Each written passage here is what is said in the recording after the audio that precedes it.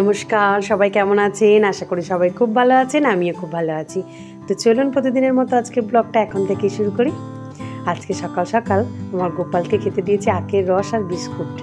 আজকে সকালবেলা একটু আখের রস নেওয়া হলো, বেশ পেটটা গরম হয়েছে জানেন, তাই জন্য আর খুবই ভালোও লাগে আমার আখের রস খেতে। আজকে মেনুটা আপনাদেরকে দেখাই।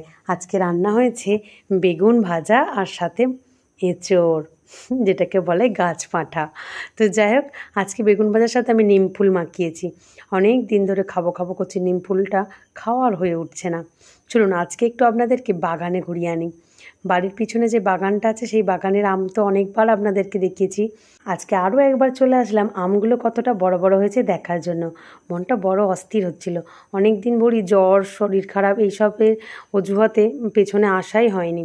আজকে বললাম যে না, যেতেই হবে, আমগুলো যেন আমাকে ডাকছে জানেন। তো চলে আসলাম, আমগুলো বেশ বড় বড় হয়ে গেছে, কিন্তু আরও গাছে নানা ফল ধরেছে। চলুন দেখি।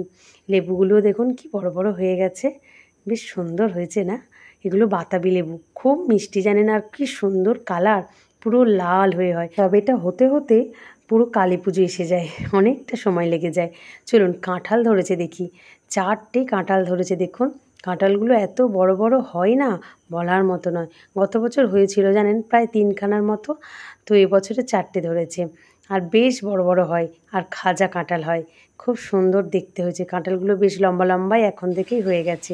এই দেখুন সবেদা হয়েছে, কি বড় হয়েছে না সবেদাটা। এটাকে কয়েকদিন পর এসে পেরে নিতে হবে। গাছের নিচের দিকের ডালগুলোতে আরও কয়েকটা হয়েছে দেখলাম। সুন্দর লাগে কিন্তু সবেদা পাকা খেতে বলুন, তবে গাছ পাকা হলে আরও দারুণ লাগে।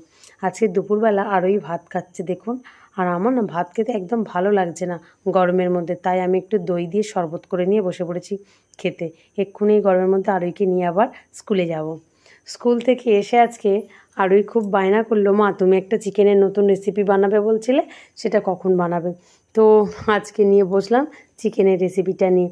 জানেন কতটা আমাদের আজকে এঁচোড়ের তরকারি রয়ে গেছে, ভেবেছিলাম ওটা দিয়ে আজকে রাতে রুটি খাওয়া হবে, কিন্তু আরোই এত বায়না করছে, যার জন্য আজকে চিকেন দিয়ে একটা নতুন রেসিপি বানাবো, আর সেটা আপনাদেরকে অবশ্যই দেখাবো। চলুন ছোট ছোট করে এই চিকেনগুলো কেটে নিচ্ছি। তবে এই চিকেনগুলো কিন্তু সলিড চিকেন ছিল। এই যে সোমবার দিনকে এনেছিল আরোইর বাবা চিকেন, তার থেকে আমি বেছে রেখে দিয়েছিলাম। এগুলো দিয়ে অনেক সময় একটু চিকেন চাও করা যায়, কিন্তু যেহেতু আজকে চিকেনটা অনেকটা আছে, এতটা চিকেন দিয়ে চাও করার কোনো দরকারই নেই, তাই ভাবলাম আজকে একটা নতুন রেসিপি বানাই। চলুন সেই রেসিপিটা বানানোর জন্য আগে চিকেনগুলোকে আমি টুকরো টুকরো করে কেটে রাখছি। আর এটা আমি ফ্রিজে রেখেছিলাম বলে তাই জলের মধ্যে দিয়ে বরফটা কাটালাম। তো চিকেনগুলো এখনও যথেষ্ট শক্ত আছে, মানে এখনও গায়ে না বরফ বরফ লেগে আছে।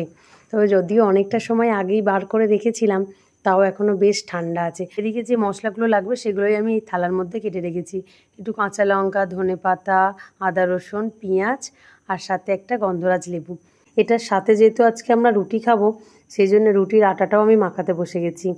ওদিকে তরকারিটার জন্য সব রেডি করে রেখে দিয়েছি জোগাড়জাতি, জাস্ট গরম গরম করব।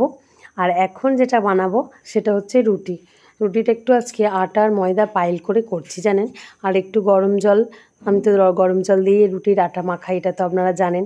তো সেই জন্য একটু মাখিয়ে রাখছি, কারণ সঙ্গে সঙ্গে মাখিয়ে রেখে রুটি করলে না রুটিটা খুব একটা ভালো হয় না।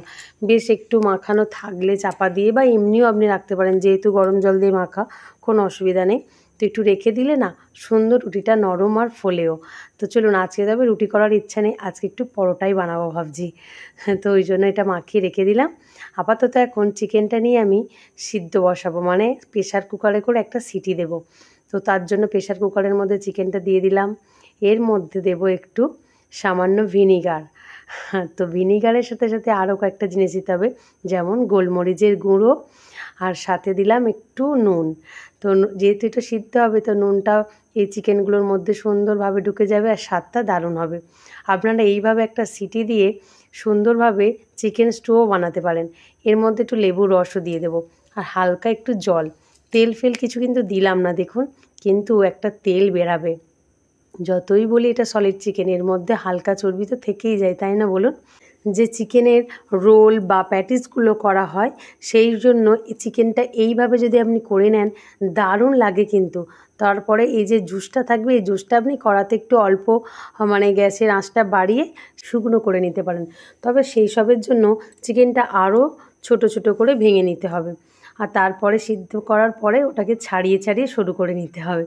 চলুন আপাতত ওটা বসিয়ে দিলাম, আর এদিকে আমি আটা মেখে পুরো লেচি করে বেলতে শুরু করে দিয়েছি। একটু পরোটায় যেহেতু বানাবো তাই জন্য, কারণ রুটিতেও না এত বিকাল বিকাল রুটি বানালে অনেকটা রাত্রে খাবো তো তখন আর ভালো লাগবে না, তাই একটু পরোটা বানিয়ে নিচ্ছি যাতে রাতেও খাওয়া যায়, মানে রাতে সুন্দর লাগে খেতে আর কি, এই জন্য।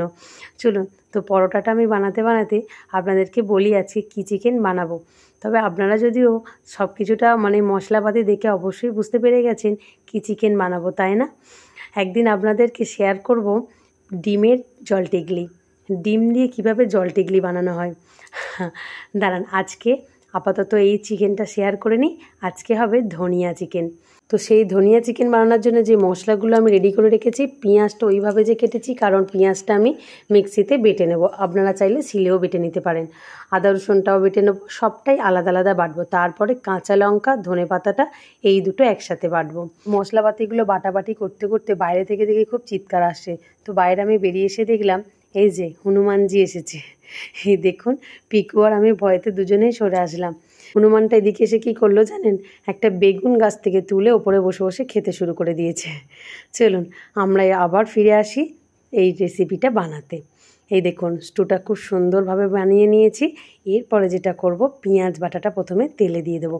আপনি চাইলে একটু ডালচিনিও দিতে পারেন তেলে, তবে আমি আজকে আর দিলাম না কারণ ডালচিনিটা বাড়ন্ত হয়ে গেছে। তবে হ্যাঁ, এই রেসিপিটা কিন্তু আজকে আমি প্রথম বানাচ্ছি জানেন, নিজের আইডিয়াতেই। তো চলুন দেখি কেমন হয়। এরপর একটু আদা রসুন দিয়ে দিলাম, মানে পেঁয়াজটা তেলে বেশ একটু কষিয়ে নিয়ে তারপরে কিন্তু আদা রসুনটা দিতে হবে। এবার আদা রসুনটা দিয়ে ভালো করে কষাতে কষাতে একটু বাটিটা ধুয়ে জল দিয়ে দিলাম। আদা রসুনটা গায়ে লেগেছিলো তো বাটিটা অনেকটাই, বাঙালির তো এটা নিয়ম তাই না বলুন, শিলটা ভালো করে ধুয়ে জলটা নিয়ে নিতে হবে, বাটিটা ভালো করে ধুয়ে কড়াই দিয়ে দিতে হবে, নাহলে কি হয় ওটাতেই যত টেস্ট যেন লুকিয়ে থাকে। এরপরে ধনে পাতা আর কাঁচা লঙ্কা বাটাটা দিয়ে দিচ্ছি। তবে এর মধ্যে কোনো লঙ্কা হলুদ আমি ইউজ করছি না, মানে গুঁড়ো লঙ্কা হলুদের কথা বলছি আর কি। আমি কিন্তু যখন ওই স্টুটা বানাতে বসিয়েছিলাম তখনও তাতে কোনো হলুদ দিইনি, সাদাই হয়েছে দেখেছেন। আর এটাও তাই, এতে কিন্তু কোনো হলুদ আর গুঁড়ো লঙ্কা আমি ইউজ করছি না। তো এরপরে এটা ভালো করে কষিয়ে নিয়ে আমি ওই স্টুটা ঢেলে দিলাম। এভাবে এটাকে নাড়তে নাড়তে শুকাতে হবে, মানে এতটা জল থাকবে না। এটা পেঁয়াজ বাটা আর ধনে পাতা বাটার গ্রেভিটাই সুন্দর হবে। এই দেখুন এরকম গায়ে গায়ে গ্রেভি রেখে এটাকে নামিয়ে নেবেন। খুব সুন্দর কিন্তু দেখতে হয়েছে আর খেতেও হয়েছে। গরম ভাত দিয়ে বলুন আর রুটি দিয়ে বলুন, যাতেই দিয়ে খান দারুণ লাগবে। তবে একটু ঝাল হয়ে গেছে কারণ একটু গোলমরিচ দেওয়া ছিল আর তার সাথে অনেকটা কাঁচা লঙ্কার পরিমাণ ছিল। তবে যতই ঝাল লাগুক টেস্টটা একদম মারাত্মক হয়েছে। তবে সব সময় তো আমরা আদা রসুন দিয়ে তেল ঝাল মশলা দিয়ে কষাই খাই তাই না বলুন, মানে লাল লাল ঝোল। একদিন একটু এরকম সবুজ ধনিয়া চিকেন খেয়ে দেখুন না কেমন লাগে। আমার রিকোয়েস্ট রইল আপনাদেরকে, রেসিপিটা সুন্দর করে আমি বলে দিয়েছি, তো সবটাই মাংসের পরিমাণ মতোই জিনিসপত্রগুলো দেবেন, দারুণ লাগবে কিন্তু খেয়ে দেখুন। আমার তো খুব ভালো লেগেছে আর আরোহীর বাবারও খুব ভালো লেগেছে। তো ফ্রেন্ডস আজকের ভিডিওটা এখানেই শেষ করছি। আগামীকাল একটি নতুন ব্লগে আপনাদের সাথে আমার আবারও দেখা হবে। তো সবাই সুস্থ থাকবেন, ভালো থাকবেন, আর ব্লগটা কেমন লাগলো অবশ্যই কমেন্টে জানাবেন। আর ধনিয়া চিকেনটা কে কে বাড়িতে ট্রাই করলেন আমাকে অবশ্যই কমেন্টে জানাবেন যে আপনাদের চিকেনটা কেমন লেগেছে। চলুন টাটা।